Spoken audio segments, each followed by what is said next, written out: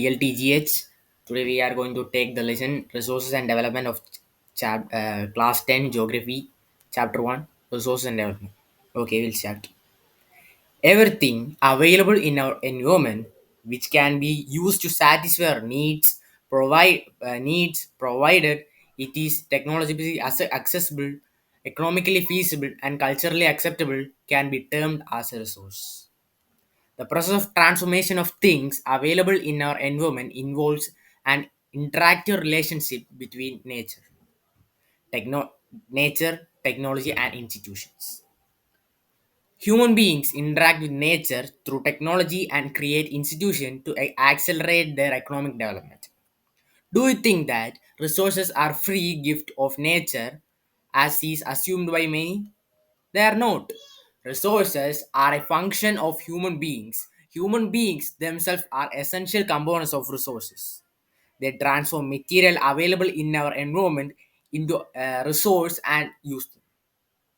These resources can be classified in the following ways: on the basis of origin, biotic and abiotic, on the basis of accessibility, renewable and non renewable, on the basis of ownership, individual, community, national, and international, on the basis of status of development, potential, developed stock, and reserves. We'll study it in definition way. Development of resources. Resources are vital for human beings as well as for maintaining the quality of life. It was believed that resources are free gift of nature. As a result, human beings use them indiscriminately, and this has led to the following major problems: depletion of resources for satisfying the greed of a few individuals, accumulation of resources in few hands, which in turn divide the society into two segments.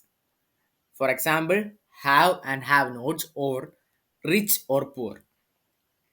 Indiscriminate exploitation of resources has led to global ecological crises such as global warming, ozone layer depletion, environmental pollution, and land degradation. An equitable distribution of resources has become essential for a sustained quality of life and global peace. If the present trend of resources depletion by a few individuals and countries continues, the future of our planet is in danger. Therefore, resources planning is essential for sustainable existence of all forms of life. Sustainable existence is a component of sustainable development. Sustainable development. Sustainable development means development should take place without damaging the environment, and developing in present should not compromise with the needs of the future generations. Rio de Janeiro Earth Summit 1992. In June 1992, more than 100 heads of states met in Rio de Janeiro in Brazil for the first International Earth Summit.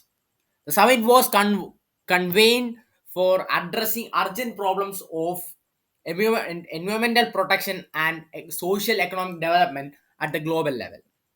The assembly leaders signed the Declaration of Global Climatic Change and Biological Diversity. The Rio Convention endorsed the global forest principles and adopted Agenda 21 for achieving sustainable development in the 21st century. Now we can discuss about Agenda 21. It's a declaration signed by world leaders in 1992 at the United Nations Conference on Environment and Development (UNCED), which took place in at Rio de Janeiro, Brazil. It aims at achieving global sustainable development. It is an agenda to combat environmental damage, poverty, disease through global cooperation on common interest, mutual needs and shared interest, mutual needs and shared responsibility. Sorry, one major objective of the Agenda 21 is that every local government should draw its own local Agenda 21. Resource planning. Planning is the widely accepted strategy for judicious use of resources. It has importance in our country like India, which has enormous diversity in the availability of resources. There are regions there are regions which are rich in certain types of resources but are deficient in some other resources. There are some regions which can be considered self-sufficient in terms of availability of resources, and there are some regions which have acute shortage of some vital resources. For example, the states of Jharkhand, Chhattisgarh, and Madhya Pradesh are rich in mineral and coal deposits. Arunachal Pradesh has abundant water resources but lacks in infrastructure development. The state of Rajasthan is well endowed with solar and wind energy but lacks in water sources. The cold desert of Ladakh is relatively isolated from the rest of the country. It has very rich cultural heritage but it is deficient in water, infrastructure, and vital minerals. This this calls for balanced resource planning at national, state, regional, and local levels. Resource planning in India. Resource planning is a complex process which involves identification and inventory resources across the regions of the country. This involves surveying, mapping, and qualitative and quantitative estimation and measurement of the resources. Second, evolving a planning structure endowed with appropriate technology, skill, and institution set up by implementing resource development plans. Third, matching the resource development plans with our overall national development plans. India has made concerted efforts for achieving the goals of resources planning right from first 5-year plan launched after independence. The availability of resources is a necessary condition for the development of any region. But mere availability of resources in the absence of corresponding changes in technology and institution may hinder development. There are many regions in our country that are rich in resources, but these are included in economically backward regions. On the contrary, there are some regions which have a poor resource base, but there are economically developed. Can you name some resource rich but economically backward regions and some resource poor and economically developed regions? Give reasons for each situation. The history of colonization reveals that rich resources in colonies were the main attraction for the foreign invaders. It was primarily the higher level of technological development of the colonizing countries that helped them to exploit resources of other regions and establish their supremacy over the colonies. Therefore, resources can contribute to development only when they are accompanied by appropriate technological development and institutional changes. India has experienced all this in different phases and of colonization. There in India, development in general and resource development in particular does not only involve the availability of resources but also the technology quality of human resources and the historical experience of the people. Now, conservation of resources. Resources are vital for any development activity, but irrational consumption of and overutilization of resources may lead to socio-economic and environmental problems. To overcome these problems, resources conservation and at various levels is important. This had been the main concern of the leaders and thinkers in the past. For example, Gandhiji was very apt in voicing his concern about resources conservation in these words. There is enough for everybody's need and not for anybody's greed.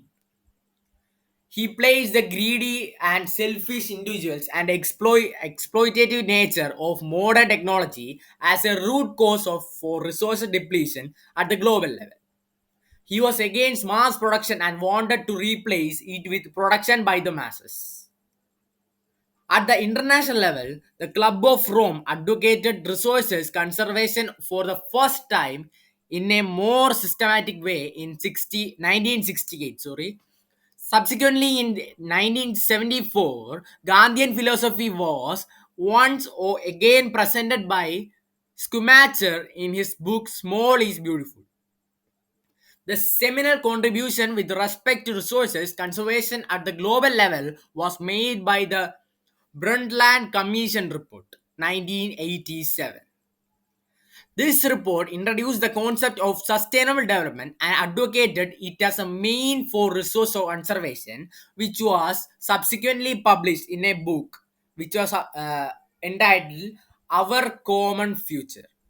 Another significant contribution was made at Earth Summit at Rio de Janeiro, Brazil in 1992.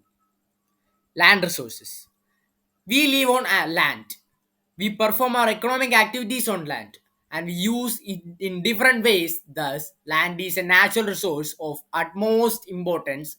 It supports natural vegetation, wildlife, human life, economic activities, transport, and communication systems. However, land is an asset of a finite magnitude. Therefore, it is important to use the available land for various purposes with a careful plan. India has land under a variety of relief features, namely mountains, plateaus, plains, and islands. About 43% of land area is plain, which provides facilities for agriculture and industry. Mountains account for 30% of the total area of the country and ensure perennial flow of some rivers. Provides facilities for uh, tourism and ecological aspects. About 27% of the area of the country is plateau region. It possesses rich reserves of minerals, fossil fuels, and forests. Land utilization. Land resources are used for following purposes. Forests. Land not available for cultivation, barren and wasteland. Land put to non-agriculture uses, example buildings, roads, factories, etc. Other uncultivated land, excluding fallow land, permanent pastures, and grazing land. Land under miscellaneous tree crops, groves not included in net zone area. Cultural wasteland left uncultivated for more than 5 agriculture years. Fallow lands. Current left without cultivation for one or less than one agriculture year. Other than current fallow left uncultivated for 1 to 5 agricultural years. Net zone areas. Net zone areas, the physical extent of land on which crops are sown harvested is known as net zone area. Area sown more than once in an agriculture year plus net zone area is known as gross cropped area. Land use pattern in India. The use of land is determined both by physical factors such as topography, climate, soil types, as well as human factors such as population density, technology capability, and culture and traditions.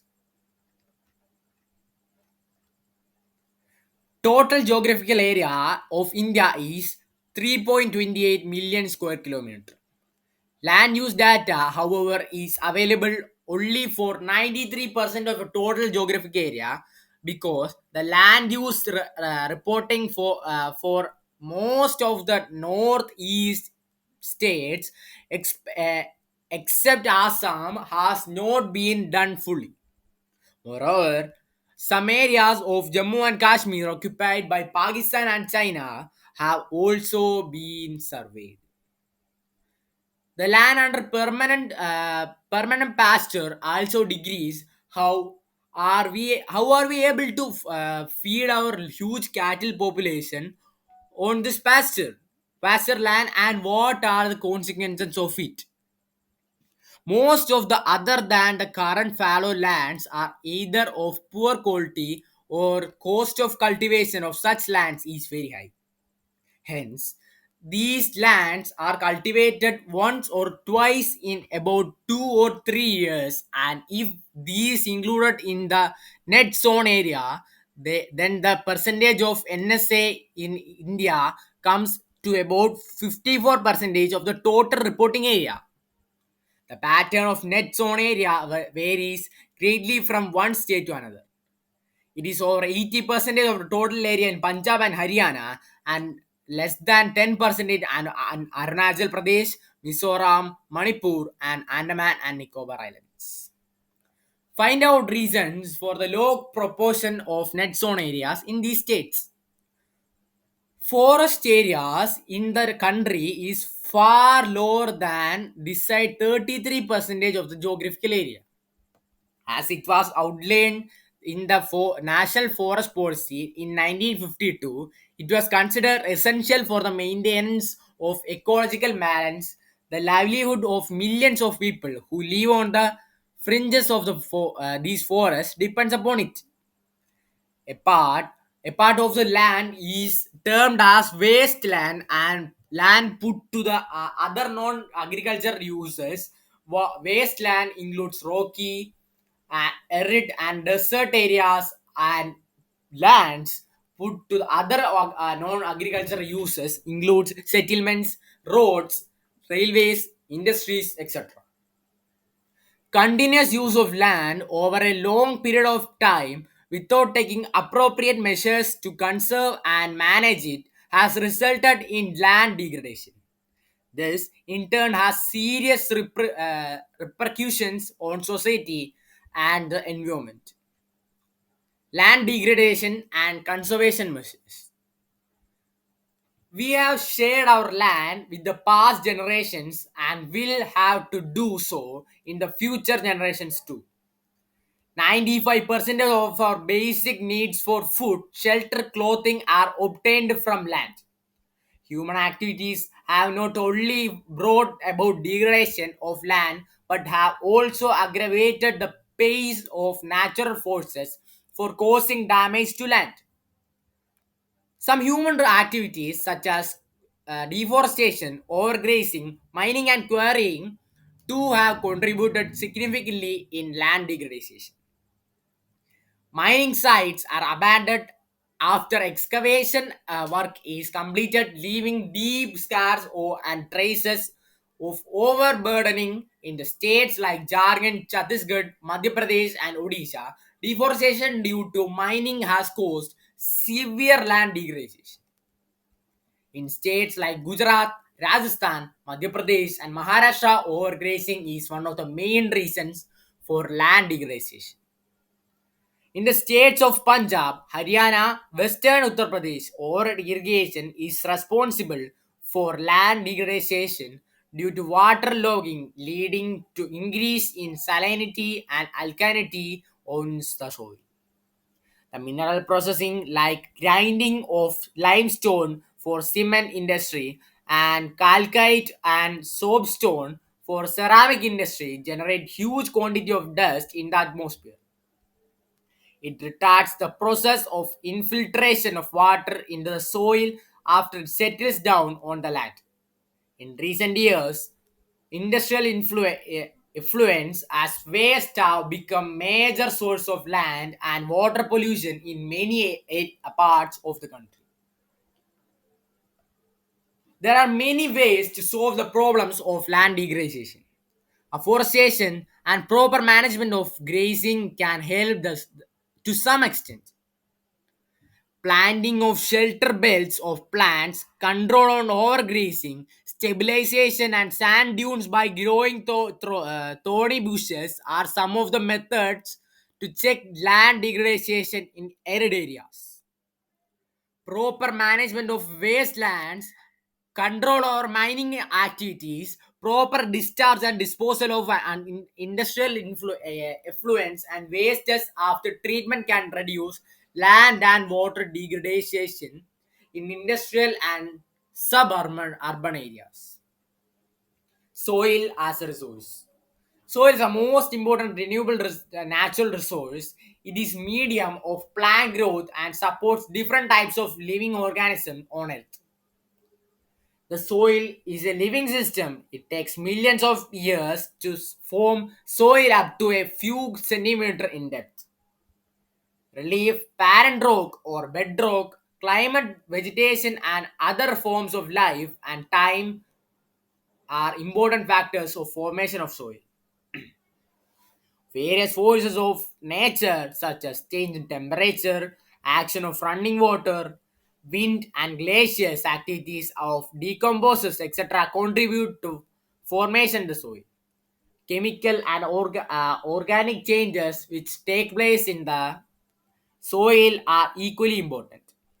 Soil also consists of organic, humus, and inorganic.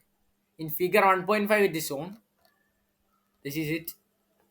Topsoil of the topsoil, the upper soil layer, subsoil weathered rocks and sandy silty lay, substratum weathered parent rock material.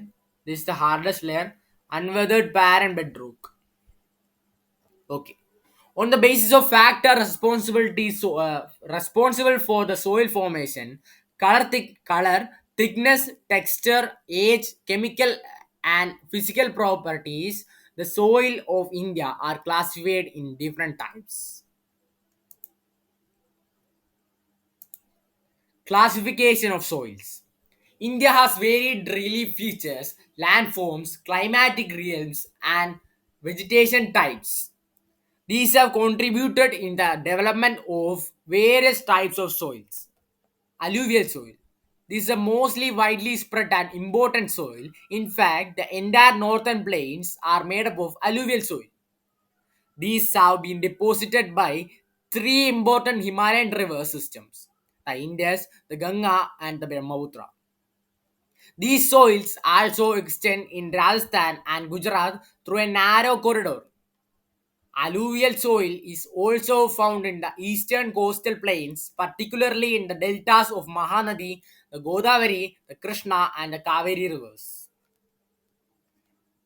The alluvial soil consists of various proportions of sand, silt, and clay. As we move inlands towards the river valleys, soil particles appear somewhat bigger in size. In the upper reaches of the river valley, near the place of break of slope, the soil are coarse. Such soils are more common in pediment plains such as duars, chos, and terai. Apart from the size of their grains or, components, soils are also described on the basis of their age. According to their age, alluvial soil can be classified into Bangar and new alluvial soil, Kadar. The Bangar soil has higher concentration of Kangar nodules than the Kadar. It has more fine particles and is more fertile than Bangar. Alluvial soils as whole as very fertile. Most these soils contain adequate proportion of potash, phosphoric acid, and lime, which are ideal for the growth of sugarcane, paddy, wheat, and other cereal and pulse crops. Due to its high fertility, regions of alluvial soil are intensively cultivated and densely populated. Soils in the drier areas are more alkaline and can be productive after proper treatment and irrigation. Black soil. These soils are black in color and are also known as regur soils. Black soil is ideal for growing cotton and is also known as black cotton soil. It is believed that climatic conditions along with the parent rock materials are the important factors for the formation of black soil. This type of soil is typical of Deccan basalt region spread over northwest Deccan Plateau and is made up of lava flows. They cover the plateaus of Maharashtra, Saurashtra, Malwa, Madhya Pradesh, and Chhattisgarh, and extend in the southeast direction along the Godavari and the Krishna valleys. Black soils are made up of extremely fine clay material. They are well known for the capacity to hold moisture. In addition, they are rich in soil nutrients such as calcium, carbonate, magnesium, potash, and lime.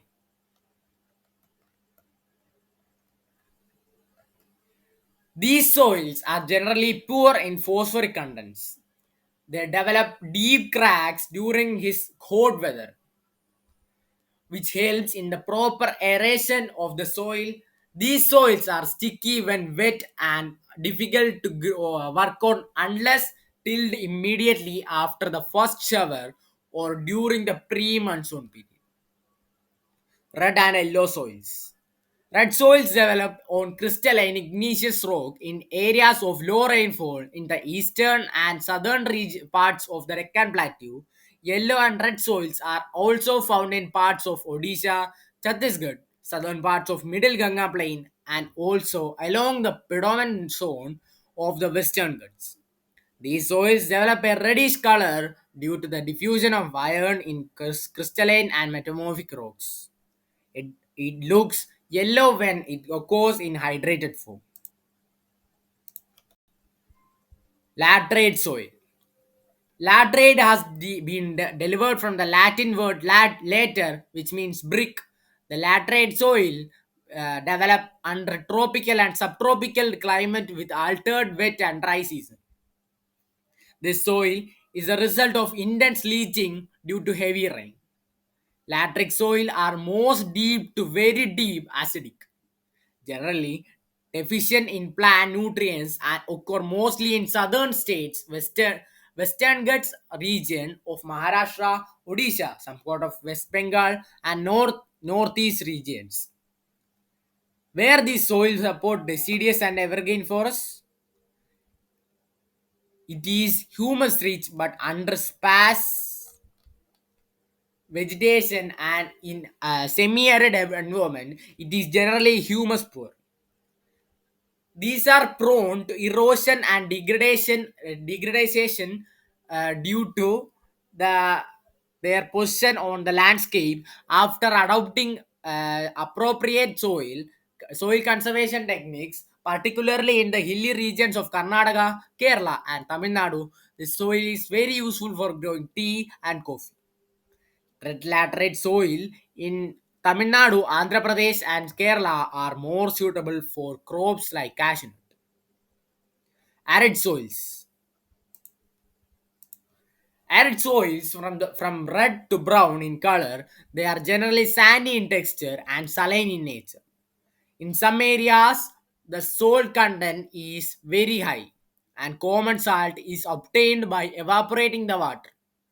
Due to the dry climate, high temperature evaporation is faster and soil lacks humus and moisture. The lower horizons of the soil are occupied by Kangar because of the increasing calcium content downwards. The Kangar layer formations in the bottom horizons restrict the infiltration of water.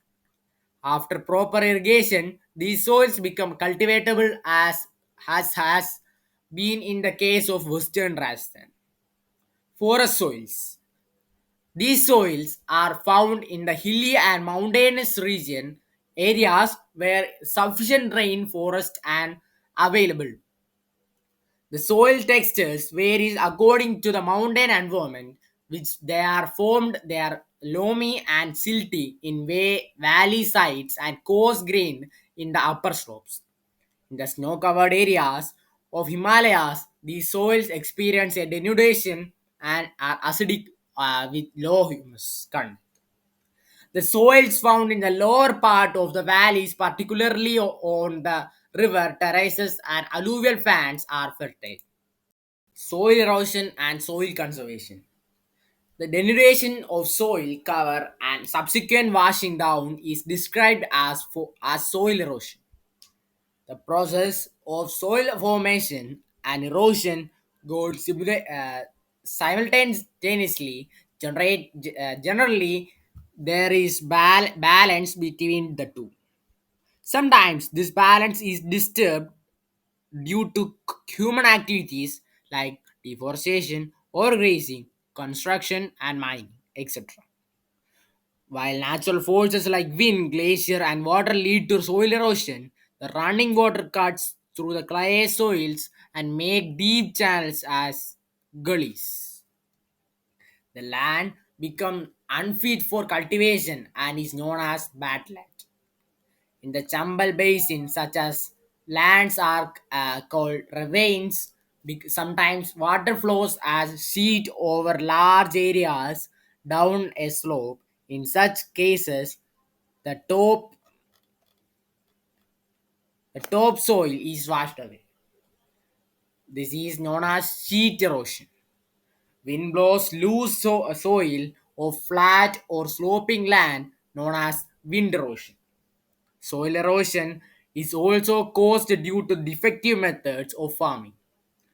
Plowing in a wrong way up and down the slope from channel for the quick flow of water leading to soil erosion. Plowing along the contour lines can be